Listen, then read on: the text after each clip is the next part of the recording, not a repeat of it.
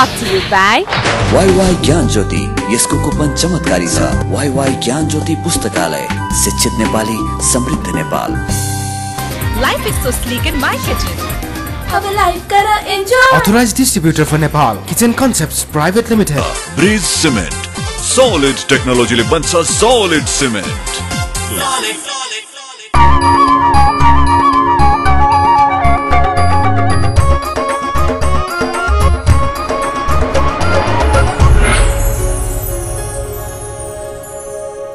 Himalaya television देख रहा सभी दर्शकों में मैं दयाराम अग्रवाल को प्यार भर्यो अभिवादन।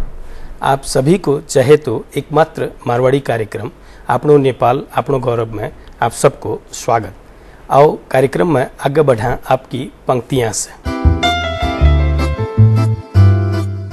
आपकी पंक्तियां। प्यार की मस्ती किसी दुकान में नहीं बिकती, अच्छे दोस्तों की दोस्ती हर वक्त नहीं मिलती, रखना सदा दोस्तों को दिल में सजाकर, क्योंकि यारों की यारी गैरों से नहीं मिलती। अब कुछ गतिविधियां। होली सामने है, सभी होली की तैयारी में जोर शोर से लाग रखा है। भद्रपुर में होली के अवसर में एक हफ्ते पहले से ही डफ और चंग में नाच गाना शुरू हो चुका है। होली की आप सभी ने हार्दिक शुभकामना। होली के त्योहार ने प्रेम और भाईचारे के रूप में मनावा या सभी से अनुरोध भी।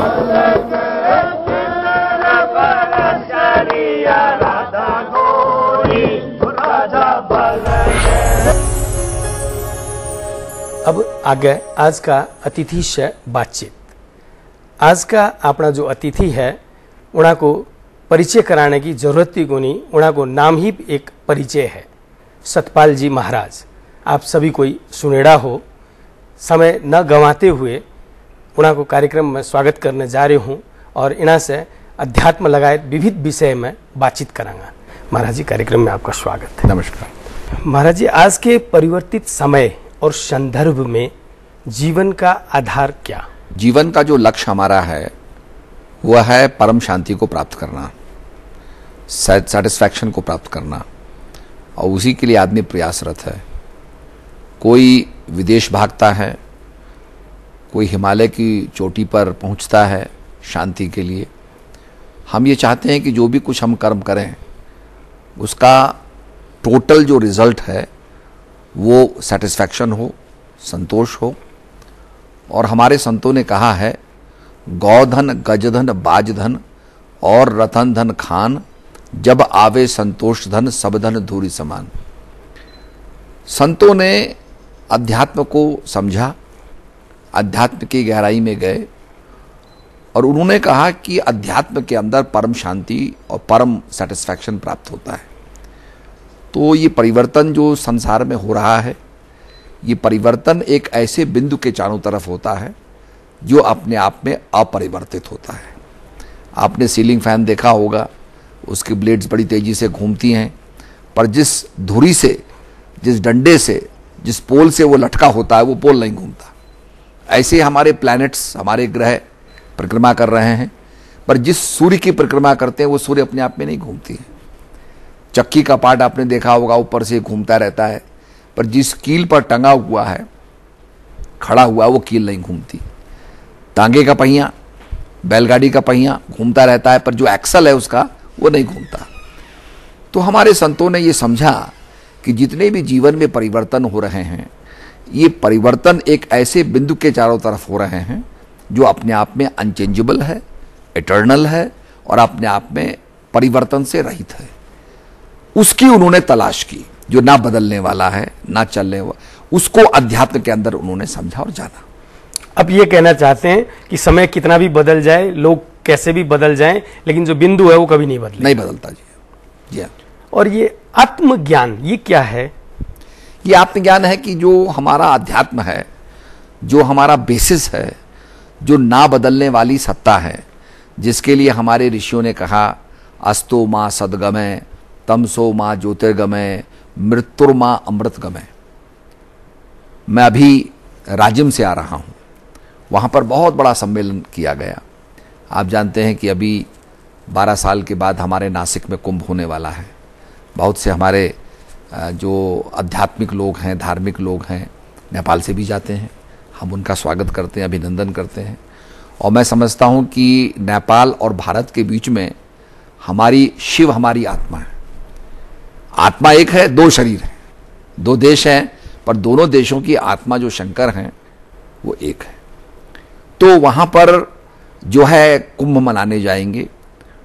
और कुंभ की जो पौराणिक कथा है वो यह है कि भाई जब देवता और दानव लड़ रहे थे, दे वर यूजिंग देयर एनर्जी, अपनी शक्ति को वो लड़ने में ख़त्म कर रहे थे, तो भगवान ने कहा भाई ऐसा करो कि तुम समुद्र का मंथन करो, अपनी एनर्जी को वेस्ट मत करो, अपनी शक्ति का हास मत करो, उसको नष्ट मत करो, तलाश करो, ढूंढो, मंथन करो। तो एक कथा के रूप में, एक बड़ी विशाल मथनी के रूप में मंदराचल पर्वत का जिक्र किया गया और रस्सी के रूप में वासुकी नाग का जिक्र किया गया कि भाई ये एक बड़ी रस्सी थी। But basically it was searching the earth. वो दुनिया के अंदर जो रतन है, दुनिया के अंदर जो एक्सेलेंस है, दुनिया के अंदर जो सबसे उत्कृष्ट चीज है, उसको तलाश करने का अभियान था। और दोनों की शक्ति लगा दी, देवताओं की शक्ति लगा दी, दानवों की शक्ति लगा दी कि संसार के लिए जो उपयोगी है, संसार के लिए जो अच्छी चीज है, उसको तलाश करो। तो उस मंथन की कथा तो बहुत अद्भुत है, मैं उसमें नहीं जाऊंगा, पर उसमें दो चीज निकली। एक उसमें अमृत निकला, और अमृत निकला, हम समझते हैं कि अमृत के निकलने के बाद ऐसा हो गया कि संसार मरने लगा। अमृत तो जहर निकला, तो जहर तो संसार को मारता है, पर जहर जो निकला तो जहर का एंटीडोट वो भी खोजा गया। तो शिव को कहा गया कि प्रभु आप इसका पान करें और पान करके आप इसका एंटीडोट खोजें। तो भगवान शंकर ने उसका पान किया, पर उसको गले के नीचे नहीं उतारा, कंठ तक ही रखा। अच्छा, अब ये एक बहुत बड़ी अद्भुत एक कथा है जो हमारे जीवन में घटती है।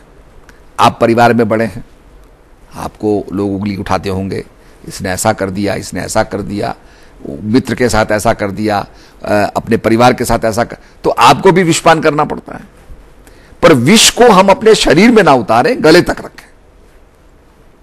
ये एक भगवान शंकर का ये संदेश है, जिनको हम नीलकंठ कहते हैं। अब भगवान शंकर ने अध्यात्म को जागृत किया। आपने देखा होगा कि जब सांप किसी को काटता है तो हम कहते हैं भाई दवाई लाओ। वो दवाई कैसे बनती है? बेसिकली क्या है कि घोड़ों को पाला जाता है और घोड़ों के अंदर माइल्ड डोज ऑफ पॉइजन डाला जाता है उनके खून में। उस पॉइजन को काउंटर करने के लिए घोड़े के अंदर जो एंटीबॉडीज होती हैं, जो उसके अंदर रक्त के अंदर जो ताकत होती है, वो उसका प्रतिरोध करती है, उसको फाइट करती है। फिर डोज और बढ़ा दिया जाता है, फिर उसको वो काउंटर करती है। करते करते वो ब्लड के अंदर ऐसी ताकत होती है कि फिर वो पूरे जहर को फाइट कर सकता है। तो जहर से क्या बना? एंटीडोट बना। जहर से मुक्त होने की दवाई। अगर जहरी ना होता तो एंटीडोट भी नहीं होता। तो भगवान शंकर ने वो एंटीडोट जो है अध्यात्म के जरिए समाज को दिया, दुनिया को दिया। तो ये जो मंथन हुआ, उसके बाद फिर अमृत निकला, इमॉर्टैलिटी, कि अगर आप विष का जो अगर आप एंटीडोट ढूंढ लेंगे तो उसके बाद क्या है, अमर हो जाएंगे, फिर तो आपको कोई मार ही नहीं सकता। और उसमें भगवान ने क्या किया कि जब झगड़ा होने लगा, क्योंकि बहुत सी चीजें निकली, तो देवता दानवों ने उसके पीछे झगड़ा नहीं किया। धनवंतरी निकला, उसमें कामधेनु गाय निकली, उसमें ऐरावत हाथी निकला, वो तो बांट दिया उन्होंने, किसी ने कोई ऑब्जेक्शन नहीं किया। पर जब अमृत आया, सबने कहा साहब हमें चाहिए, हमें चाहिए। अर्थात संसार की अद्भुत चीजें, अद्भुत रत्न, उसके आगे कुछ भी नहीं थे। वो इतना कीमती, इतना अलभ्य वो अमृत था। अब उस अमृत को आपने देखा होगा कि द लिविंग वाटर के रूप में, the water of eternal life के रूप में फॉरेन कंट्री में लोग जो हैं साउथ अमेरिका में ढूंढते रहे कि भाई यहाँ भी ऐसा एक पानी है जिसको पी के आदमी अमर हो जाता है।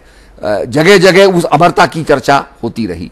कुछ लोग तिब्बत में समझते थे कि तिब्बत के अंदर कुछ ऐसे मुनि और संत हैं जो अमर हो गए हैं, तो अमरता की बात आदमी करता। आज भी साइंस क्या कर रही है? आदमी को अमरी बनाने का प्रयास कर रही है। बीमार हो जाता है, उसका इलाज नहीं हो सकता, तो उसको डिफ्रीज कर देते हैं। हाँ। और फिर कहते हैं भाई जब इसका इलाज, इसकी बीमारी का इलाज हमें पता चल जाएगा तो इसको फिर से हम अवेकन करेंगे, फिर से इसको जिंदा करेंगे, इसका इलाज करेंगे। तो आज हमारा सारा प्रयास जो है वो इमॉर्टैलिटी का है कि कि मृत्युर्मा अमृतगमय, कि हे प्रभु मृत्यु से अमृत की ओर, ये सारा पूरी साइंस प्रयास कर रही है, इसके पीछे लगे हुए हैं।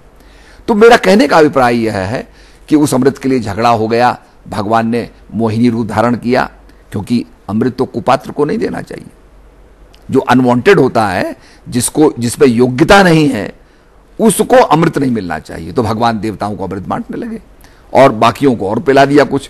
तो कहने का मकसद यह है कि ये कथा है कि संसार के अंदर अगर हम मिल करके चर्निंग करेंगे तो संसार के अंदर रत्न प्राप्त कर सकते हैं। आत्ममंथन करेंगे तो हम अमृत को प्राप्त कर सकते हैं, जिससे हम अमर हो जाएंगे। ये सब अध्यात्म का ही विज्ञान है और इसको समझना ही जो है आत्मज्ञान। हम एक छोटा सा ब्रेक लेते फिर आगे बढ़ेंगे।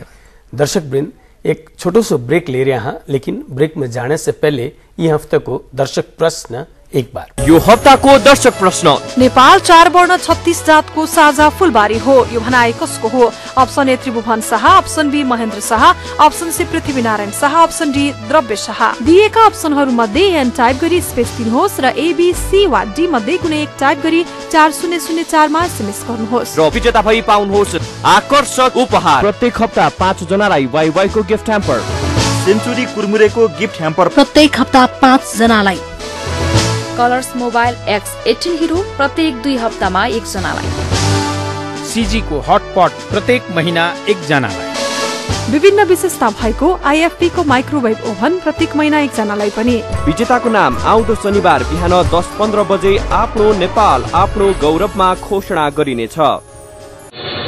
Brought to you by WaiWai ज्ञान ज्योति, यसको कुपन चमत्कारी छ। वाईवाई ज्ञान ज्योति पुस्तकालय, शिक्षित नेपाली, समृद्ध Nepal. Life is so sleek in my kitchen. अब लाइफ करा enjoy. Authorized distributor for Nepal, Kitchen Concepts Private Limited. Bridge cement, solid टेक्नोलॉजीले बन्छ सॉलिड सिमेन्ट। ब्रेक के बाद आप सबको फिर से स्वागत है। अभी आप बातचीत कर रहे हैं सतपाल जी महाराज जी से। आओ इस बातचीत ने फिर से आगे बढ़ावा।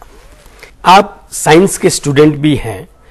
हमारा जो सनातन धर्म है वो कितना वैज्ञानिक है, क्योंकि आज की जो युवा है हर चीज की प्रूफ मांगती है।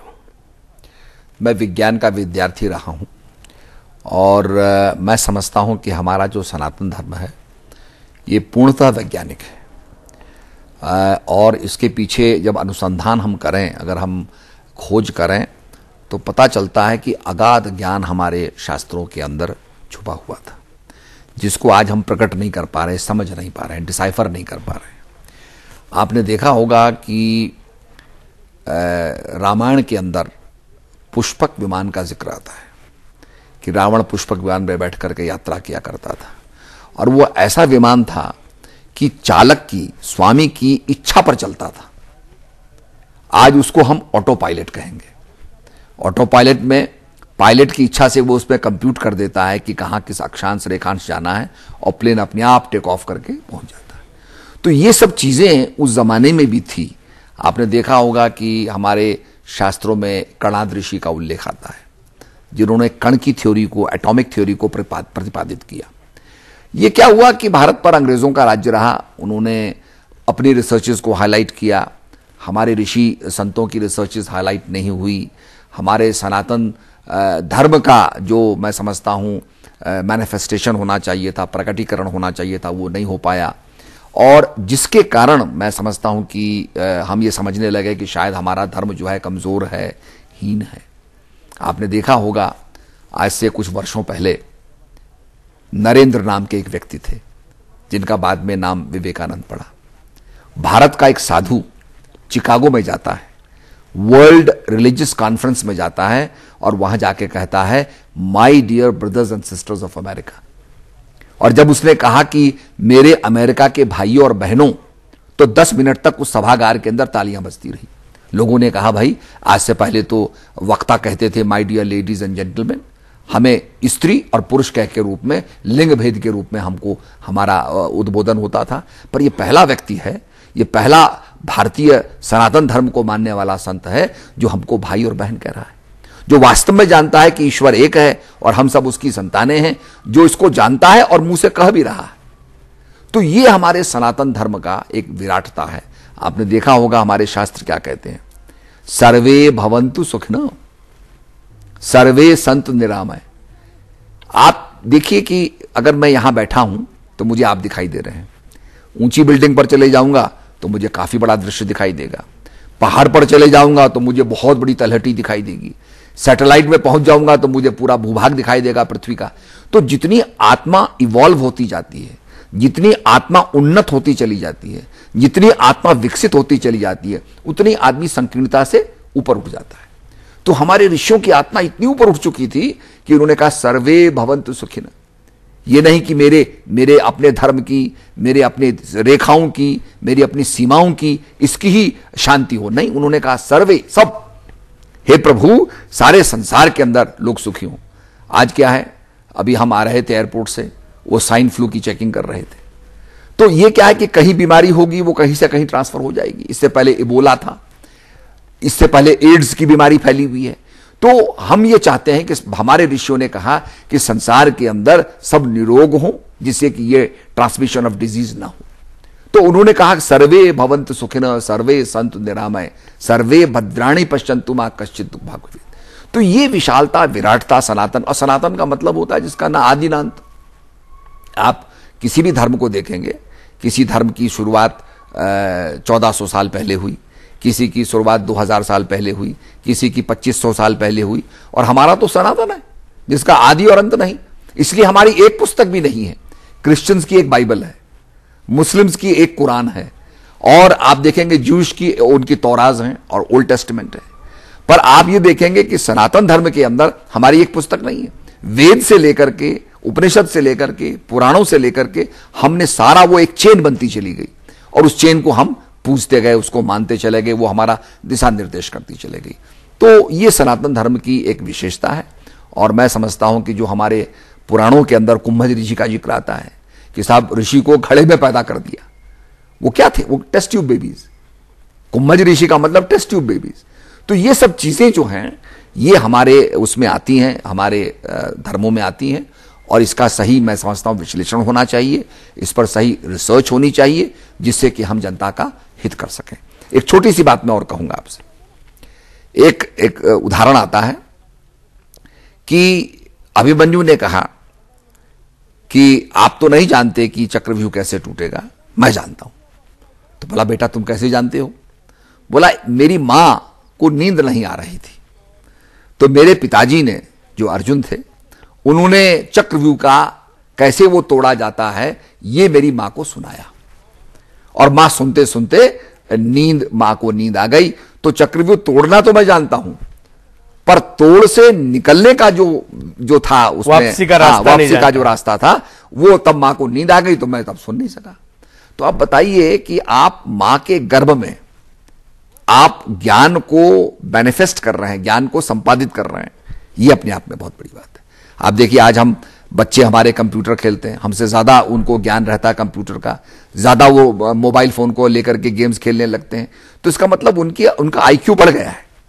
तो इस तरह से मां के गर्भ में ही हमारे ऋषि लोग ज्ञान को जो है संपादित किया कर दिया थे। तो ये एक टेक्नोलॉजी एक थी, और मैं समझता हूं भारत पर जितने आक्रमण हुए, हमारी सभ्यता पर जितने आक्रमण हुए, उसके कारण उसका हास भी हुआ है। पर मैं समझता हूं कि आज रिसर्च होनी चाहिए, और जो संदेश है हमारे सनातन धर्म का, वो संदेश तो मैं समझता हूं सारे संसार को आलिंगन करने वाला है, सारे संसार को मुक्त करने वाला, संसार का मंगल करने वाला है। तो ऐसे धर्म का अभिनंदन होना चाहिए। परमात्मा है या नहीं, ये सबसे अहम प्रश्न हर याचक के मन में है। और अगर है तो फिर दिखता क्यों नहीं? क्या आपने देखा है? आप बार बार कहते रहे हो कि परमात्मा है। आपने जो प्रश्न किया, इसी प्रश्न में उत्तर है। आपने कहा परमात्मा है, अगर परमात्मा ना होता तो आप परमात्मा शब्द का उल्लेख नहीं करते। हमारे ऋषियों ने जो परमात्मा कहा, अगर परमात्मा का अनुभव ना होता तो वो भी परमात्मा नहीं कह सकते थे। आज हम ये जरूर कह सकते हैं कि साहब हम इसलिए परमात्मा कहते हैं क्योंकि हमारे शास्त्रों में लिखा है। हमारे शास्त्रों को किसने लिखा? हमारे शास्त्रों को हमारे ऋषियों ने लिखा। इसका मतलब ऋषियों ने जान करके लिखा, ऋषियों ने अनुभव करके लिखा। अभी आपको पसीना आ रहा था, गर्मी लग रही थी, तो मैं गर्मी को देख नहीं सकता, गर्मी का अनुभव मैंने किया। आप में सिर पे पसीना आया तो पसीना देख करके मुझे लगा कि आपको गर्मी लग रही है। तो गर्मी को हम देख नहीं सकते, पर गर्मी का अनुभव कर सकते हैं। ऐसे ही परमपिता परमात्मा का अनुभव होता है, उसका एक्सपीरियंस होता है। और इसीलिए हम कहते हैं कि जो ध्यावत फल पावत, ये हम गायत्री अपनी पूजा में कहते हैं कि भाई जो ध्याता है उसको मिलता है। तो इसीलिए गायत्री मंत्र के अंदर कहा है ओम भूर्भुवः स्वः तत्सवितुर्वरेण्यम भर्गो देवस्य धीमहि धियो यो न प्रचोदयात्। उसके अंदर एक मंत्र दृष्टा ये कह रहा है, द परसीवर ऑफ द मंत्र, जिसने मंत्र का दर्शन किया हो, कि भर्गो स्वरूप परमात्मा, हे ज्योतिर्मान परमात्मा, मैं तेरा ध्यान करता हूं। क्योंकि अगर आप मैटर को लें और मैटर को स्प्लिट करते करते एटम तक पहुंचे और एटम को भी स्प्लिट करें तो क्या होता है, मैटर से एनर्जी निकलती है। जो हमारे आइंस्टाइन का फॉर्मूला था कि energy equals to mass into velocity of light squared, E equals to mc squared. उसमें मास क्या हुआ, एनर्जी ऑब्लिक c स्क्वायर्ड हुआ। तो कहने का मतलब कि जब हमने एटम को स्प्लिट किया, न्यूक्लियर फ्यूजन के अंदर एटम को चेन रिएक्शन के जगह स्प्लिट किया, तो उसके अंदर से एनर्जी निकली, लाइट निकली। इसका मतलब वो लाइट कण कण में छुपी हुई है, जर्रे जर्रे में छुपी हुई है। और इसीलिए हमारे संतों ने कहा कि जर्रे जर्रे में है झांकी भगवान की, किसी सूझ वाली आंख ने पहचान की। भगवान शंकर समाधि में बैठ गए, दो नेत्र से सारे संसार को हम देखते हैं। भगवान शंकर ने क्या किया, उस चीज का अनुभव करने के लिए दो नेत्रों को छोड़ करके अपना तीसरा नेत्र खोला। तो तीसरा नेत्र जो है, जो थर्ड आई है, जिस पर हम बिंदी लगाते हैं और सारे ही लगभग धर्म मानते हैं। आपने देखा होगा बुद्धिस्ट लोग हैं, वो कहते हैं ओम मणि पद्मे हंग। ओम जो वाचक शब्द है, जिसमें कि हम पश्चंती, मध्यमा और बैखरी, इन तीनों वाणियों का उपयोग करते हैं। और भगवान का जो सबसे शुभ नाम है उसका उच्चारण करते हैं, वो ओम है। हमारे शास्त्रों में भी आता है और बौद्ध के जो शास्त्र हैं उनमें भी उसका उल्लेख है। ओम मणि, मणि क्या चीज है? आपने सर्प मणि के बारे में सुना होगा। तो सर्प मणि क्या होती है कि रात को भाई सांप मणि को रखता है, उसके चारों तरफ पतंगे आते हैं, उनको खाता है, और उसको कोई जाए तो वो उस मणि लेके भाग जाता है। तो मैं कहने का मतलब, मणि का मतलब प्रकाश, मणि का मतलब लाइट। और इसीलिए रामचरितमानस में कहा है कि राम की भक्ति क्या है, राम भक्ति चिंतामणि सुंदर, बसही गरुड़ जाके उर अंदर, परम प्रकाश रूप दिन राती, नहीं चाहिए कुछ दिया कृत बाती। कि वो सेल्फ इफल्जेंट लाइट है, वहां प्रकाश है, घी बत्ती की जरूरत नहीं है। हम बासीवा देश के, जहां आदि अंत का खेल, दीपक देव का गैव का, बिन बाती बिन तेल। तो वो जो अनुभव है, भर्गो देवस्य धीमहि का जो अनुभव है, जो हमारे वेदों के अंदर वर्णित किया गया, उस अनुभव को, उसका साक्षात्कार किया जाता है। वास्तुशास्त्र या वास्तु विज्ञान का जीवन में क्या महत्व है, या इसे यूं कहूं कि कितना महत्व देना चाहिए आज के संदर्भ में? वास्तुशास्त्र जो है, हम लोग जब आधार रखते हैं तो वास्तु पुरुष की पूजा करते हैं, और उसमें हम ये मानते हैं कि जो हमारा जो मकान है वास्तु विधि से अगर पूरा होगा तो मानव के शरीर की तरह है। आपने देखा होगा गाड़ी भी है, तो गाड़ी को हम जब बनाते हैं उसको, तो उसमें यह होता है कि भाई इसका धुआं कहाँ से निकलेगा, हवा कहाँ से आएगी, पेट्रोल कहाँ से आएगा। तो वो भी देखा जाए तो एक मनुष्य के शरीर की तरह उसका एक सिस्टम बनाया जाता है। ऐसे ही जो हमारे मकान हैं जो बन रहे हैं, बिल्डिंग्स बन रही हैं, उनको भी एक ह्यूमन स्ट्रक्चर के रूप में देखा गया। मुझे इंडोनेशिया जाने का मौका मिला, वहाँ बहुत प्राचीन मकान थे। लगभग वो मानते हैं कि साहब यहाँ पर 700 साल 1000 साल पुराने हमारे मकान हैं। वो सारे मकान वास्तुशास्त्र से बने थे। वास्तुशास्त्र से ये माना जाता है कि अगर उसकी हार्मनी हो जाएगी, उसकी एक सिस्टम हो जाएगा, तो उससे बेटरमेंट होगा, एक उसमें अच्छाई आएगी और एक यूनिटी होगी, कंटिन्यूटी होगी, और एनर्जी का फ्लो ठीक ढंग से चलेगा। तो इसलिए हम वास्तु पुरुष को मानते हैं और मकान को, बिल्डिंग को एक वास्तु पुरुष के रूप में मानते हैं, उसकी पूजा करते हैं। ये हमारी भावना है। हम फिर से एक ब्रेक लेते हैं। दर्शक वृंद, फिर से एक छोटा सा ब्रेक ले रहे हैं।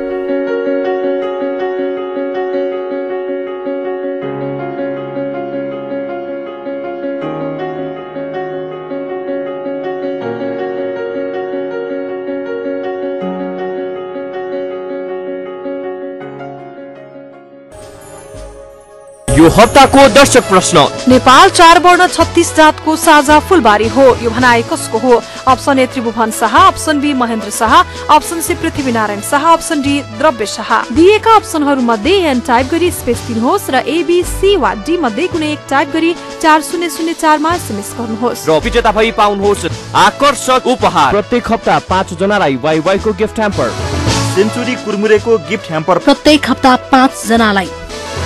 कलर्स मोबाइल X18 हिरो प्रत्येक 2 हप्तामा 1 जनालाई। सीजी को हटपट प्रत्येक महिना 1 जनालाई। विभिन्न विशेषता भएको आईएफपी को माइक्रोवेभ ओभन प्रत्येक महिना 1 जनालाई पनि। विजेताको नाम आउँदो शनिबार बिहान 10:15 बजे आफ्नो नेपाल आफ्नो गौरवमा घोषणा गरिनेछ। Brought to you by WaiWai ज्ञान ज्योति, यसको कुपन चमत्कारी छ। वाईवाई ज्ञान ज्योति पुस्तकालय, शिक्षित नेपाली, समृद्ध Nepal. Life is so sleek in my kitchen. अब लाइफ करा enjoy. Authorized distributor for Nepal, Kitchen Concepts Private Limited. Bridge cement, solid टेक्नोलॉजीले बन्छ सॉलिड सिमेन्ट। ब्रेक के बाद आप सबको फिर से स्वागत है। अभी आप बातचीत कर रहे हैं सतपाल जी महाराज जी से। आओ ये बातचीत ने फिर से आगे बढ़ावा। मेडिटेशन आज एक ऐसा शब्द है जो हर इंसान इसको बेचने की कोशिश कर रहा है। असल में है क्या ये? मेडिटेशन माने ध्यान, और ध्यान जो है वो 3 चीज का समन्वय है: ध्येय, ध्यान और ध्याता। जब आप ध्येय में अपने मन को लगाएंगे तो मन लगाना ध्यान और लगाने वाला ध्याता। इन 3 चीज का जो कॉम्बिनेशन है, जो 3 चीज का जो मिलन है, वो समाधि कहलाती है।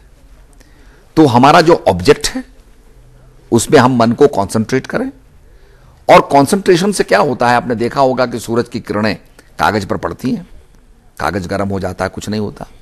पर हम कॉन्वेक्स लेंस से, खुरदुरबीन के शीशे से अगर सूरज की किरणों को कंसंट्रेट करें तो वहां आग प्रकट हो जाती है, बिना माचिस के आग प्रकट हो जाती है। तो ठीक इसी प्रकार से हम जब अपने माइंड को फोकस करेंगे तो वहां पर जो ईश्वर का दर्शन है, जो एनर्जी है, उसका मैनिफेस्टेशन होता है।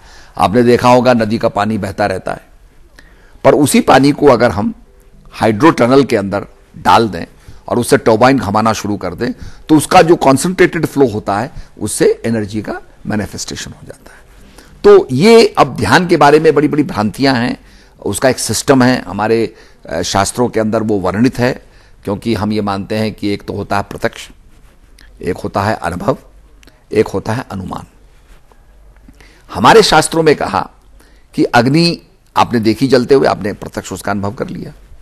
एक होता है अनुमान, दूर से आप धुआं देख रहे हैं, अब धुआं तो अग्नि से ही निकलेगा, पर आपको धुआं दिखाई दे रहा, अग्नि नहीं दिखाई दे रही, तो आपने प्रिज्यूम कर लिया कि अग्नि जल रही होगी। और एक होता है आगम और निगम, शास्त्र कहते हैं, शास्त्रों की बातों को हम मानते हैं। इसी प्रकार से अगर पहाड़ में वर्षा हो रही है तो वर्षा तो हमने नहीं देखी, पर अगर नदी में ज्यादा पानी आ गया तो हम ये मानेंगे कि पहाड़ में वर्षा हुई है। तो ये 3 प्रमाण हैं, और इसमें प्रत्यक्ष जो है वो सबसे ज्यादा प्रमाणित माना जाता है। सबसे ज्यादा मैं समझता हूं उसमें एक्सपीरियंस होता है, डायरेक्ट एक्सपीरियंस। तो ये मेडिटेशन जो है ये हमारे जीवन को कॉन्सेंट्रेटेड करती है, बेटर करती है और एक्सेलेंस पैदा करती है। हर इंसान जानता है कि मृत्यु मेरी निश्चित है, फिर भी जीता ऐसे है जो कभी उसको मरना ही नहीं है, और जब मरता है तो ऐसे मरता है जैसे कभी जिया ही नहीं है। तो जीने का सही अंदाज क्या? ये बड़ा अच्छा आपका प्रश्न है, और मैं समझता हूं कि जब ये पूछा गया, यक्ष ने पूछा कि संसार का सबसे बड़ा आश्चर्य क्या है, तो युधिष्ठिर कहते हैं कि सबसे बड़ा आश्चर्य यह है कि आदमी अर्थी को लेकर के जाता है, अपने किसी मित्र वर्ग को फूंक करके आता है, और लौटने के बाद सोचता है कि मैं मरने वाला नहीं। ये सबसे बड़ा आश्चर्य है। मैं समझता हूं कि इसमें हम लोगों को चाहिए कि हम जो अटैचमेंट्स हैं वो ना रखें। जैसे आपने देखा होगा कि हम किसी होटल में जाते हैं और सामान बांधते और चल देते हैं, उसके साथ हमारा कोई लगाव नहीं होता। हम गाड़ी में, बस में बैठते हैं, उसका कोई लगाव नहीं होता। तो ऐसे डिटैच होकर के निष्काम भाव से अगर हम कर्म करेंगे तो अटैचमेंट नहीं होगा। तो जीवन को जीने की कला यही है कि हम निष्काम भाव से कर्म करें। और भगवान ने कहा कि भाई कर्मण्ये वाधिकारस्तु मां फलेषु कदाचन, तेरा कर्म करने का अधिकार है, फल तो मैं देने वाला हूं, उसका अच्छा फल बुरा फल ये सब मैं देने वाला हूं। तो यही भगवान की भावना को लेकर के अगर हम निष्काम भाव से डिजायरलेस रूप में अगर काम करेंगे तो मैं समझता हूं कि अच्छा जीवन हम जी सकते हैं। लेकिन आपने जो डिटैचमेंट की बात कही, मान लीजिए गृहस्थी में या परिवार में डिटैचमेंट संभव है, डिटैच होके जीना? इसमें भी डिटैचमेंट संभव है। इसलिए संभव है, आपने देखा होगा कि हम जब साइकिल चलाते हैं तो साइकिल में हम साइकिल को बैलेंस भी करते हैं, किसी मित्र को पीछे बैठा के बातचीत भी करते हैं और ध्यान हमारा आगे लगा हुआ है। इसका मतलब यह है कि the focus of the mind, अगर फोकस ऑफ द माइंड हमारा स्पिरिचुअलिटी में है तो कहीं भी हम रहें, जनक की तरह हम राजा भी बने परंतु हम विदेही कहलाएंगे। अभी आप बातचीत कर रहा था सतपाल जी महाराज जी से, समय अभाव के कारण से आज पूरा एपिसोड को नहीं दिखा पाया, इनको बाकी एपिसोड अगले शनिवार फिर से दिखावांगा। हमने कई इंसानों को देखा है ये कहते हुए कि मौत से मुझे कोई डर नहीं लगता, मौत का क्या डरना। नेपाल से आपका ऐसा क्या नाता है कि आप नेपाली पोशाक को भी उतना ही महत्व देते हैं? अभी भी आपने जैसे नेपाली टोपी पहनी हुई है। हिंदू राज्य होना या इस्लामिक राज्य होना या क्रिश्चियन राज्य होना या धर्मनिरपेक्ष होना, ये इसका बेसिक फर्क क्या पड़ता है? अचानक कांग्रेस से बीजेपी की तरफ का रुख क्यों? नेपाल के आपके फॉलोअर्स और नेपाल के राजनेताओं को आपका क्या कहना है? अब जाते जाते पिछले हफ्ते पूछे गए दर्शक प्रश्न को जवाब, उनका विजेता को नाम और यह हफ्ते को दर्शक प्रश्न फिर से एक बार। गत हप्ता सोधिएको प्रश्न, एक दिवसीय विश्वकप क्रिकेट 2015 का आयोजक राष्ट्र को हुन्? Option A Bharat Pakistan, option B Zimbabwe Ireland, option C Australia New Zealand र अप्सन डी इंग्ल्यान्ड यूएई। यसको सही उत्तर हो अप्सन सी अस्ट्रेलिया न्यूजील्यान्ड। दर्शक प्रश्नको भाग्यशाली विजेता भई वाईवाई को गिफ्ट ह्याम्पर पाउन सफल 5 SMS कर्ता हुनुहुन्छ। 9841 84 98 50 98 19 36 41 11 98 13 94 86 41 98 13 31 26 26 98 035 24 905। सेन्चुरी कुरमुरेको गिफ्ट ह्याम्पर पाउन सफल 5 SMS कर्ता 9741 51 82 63 98 040 96 149 98 41 37 36 61 97 41 37 32 34 98 044 96 248। कलर्स मोबाइल पाउन सफल हुनु भएको छ। 98 62 20 51 99। बधाई छ।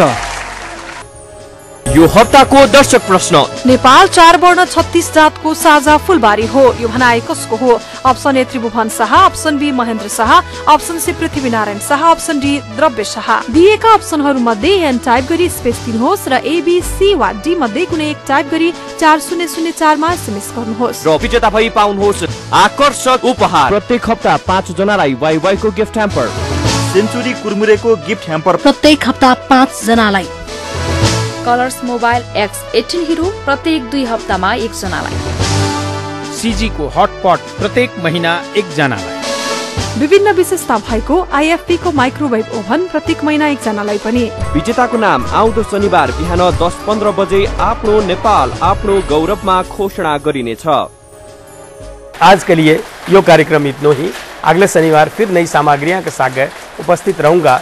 तब तक के लिए मन भी इजाजत दो और ये कार्यक्रम के बारे में आपकी कोई भी सलाह सुझाव प्रतिक्रिया हो तो मेरे से टेलीफोन संपर्क कर सको हो 98 498 23 804 में, या ईमेल संपर्क कर सको हो अपनो nepal@himalayatv.com पर।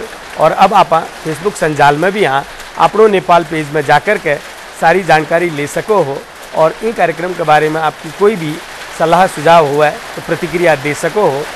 और पुराना अगर एपिसोड देखना हुआ है तो YouTube में लॉग ऑन कर सको हो। अब आप लोग माने ट्विटर में भी फॉलो कर सको हो। नमस्कार। अरे रंग बरसे भीगे चुनर वाली, रंग बरसे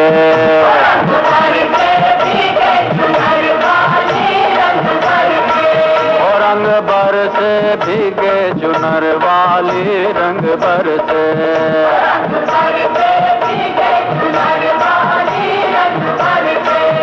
रंग बरसे भीगे चुनर वाली, रंग बरसे।